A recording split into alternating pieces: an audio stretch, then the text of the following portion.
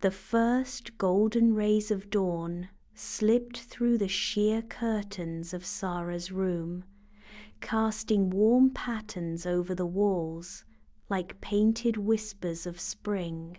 Outside, the frost clung stubbornly to the edges of rooftops and bare branches, refusing to yield to the warmth that was slowly waking the earth. It was the kind of morning where the world seemed to hold its breath, suspended between the hush of winter and the promise of something new. Sara, a quiet girl of 11, with eyes that held the depth of many seasons, pressed her forehead against the cold window pane. She was wrapped in her favorite knitted blanket, the one her grandmother had made with hands soft and wrinkled like the pages of a well-loved book. Outside, snowflakes floated gently, the last few of the season dancing like tiny ballerinas in the morning light. "Maybe it'll snow just a little longer," she whispered, fogging the glass with her breath. Downstairs, the kettle whistled softly, and her mother called, "Sara, breakfast is ready." "I'll be down in a minute," Sara called back, eyes still locked on a single snowflake that had landed on the window. It sat perfectly still, its intricate pattern more delicate than lace. She pressed her finger gently to the glass, trying to hold on to it, but it melted almost instantly. And with that, something inside her melted too. Sara had always loved winter.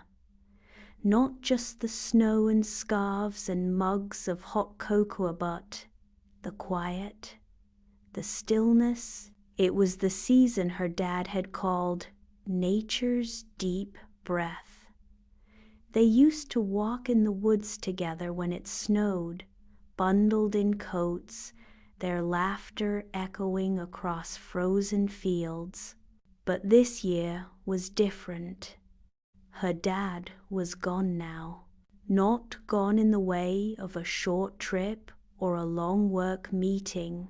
Gone in the way that made her mum cry sometimes when she thought Sara wasn't looking.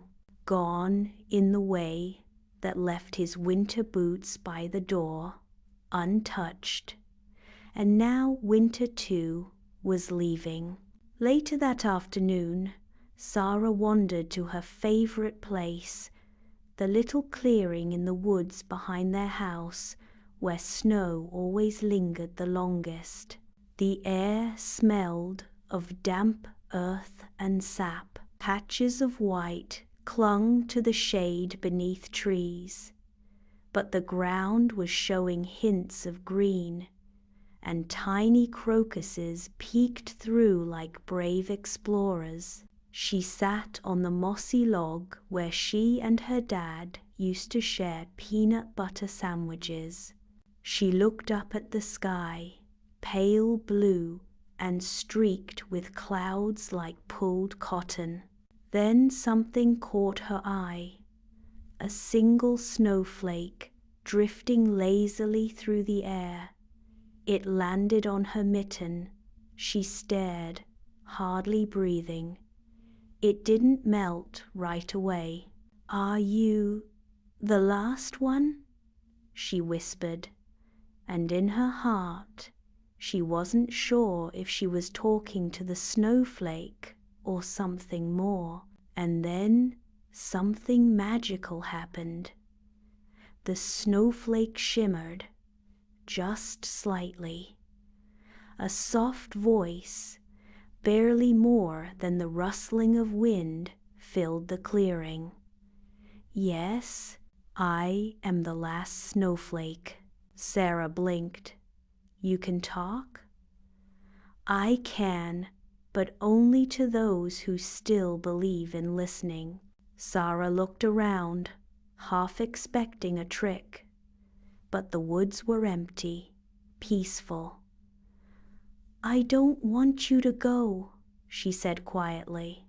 "I know," the snowflake replied, "but all seasons must move on. That's how the world keeps growing." But winter is where he was. My dad, it's where I still feel him. There was silence for a long moment. Then the snowflake said, "Winter carries memories, Sara, but spring brings growth, and growth doesn't mean forgetting. It means remembering in new ways." She bit her lip. "But if you go, will he go too?" "No," said the snowflake. "He is part of you now, just as the snow becomes part of the earth when it melts, just as love becomes part of the heart." Sara stared at the delicate flake, which hadn't melted, not yet. It seemed to glow slightly, as if made of starlight instead of ice. "Will you come back?" she asked. "I will, when the time is right, and when you're ready to see the beauty in the quiet again. I don't want to forget him." "You won't," said the snowflake. "He's in your laughter, in your courage, even in your tears." The wind picked up slightly, and the snowflake rose from her mitten, swirling once in the air before slowly rising toward the sky. "Goodbye, Sara, goodbye," she whispered, watching as the snowflake dissolved into the sunlight. That night, Sara sat by the window again, but this time, instead of wishing for more snow, she smiled as the stars emerged in a clear sky. The trees swayed gently, and somewhere far off, the sound of water running through thawed streams whispered through the woods. Her mother knocked gently and entered with a cup of warm milk. "You okay, sweetheart?" Sara nodded. "Yeah, I think I'm ready for spring now." Her mother kissed her forehead and sat beside her. Together they looked out at the starlit yard. "I miss him," Sara said. "I do too," her mom replied softly. "But I think he's still here, just like the snow, part of everything." Her mother's eyes filled with tears, but she smiled. "Yes, he is." Outside, a single crocus stood tall in the moonlight, its purple petals open wide. Sara watched it, the way it seemed to reach toward the sky, and so the last snowflake melted not in sorrow, but in hope. The seasons turned, as they always do, and in a quiet clearing in the woods, a girl named Sara began to grow again, just like spring.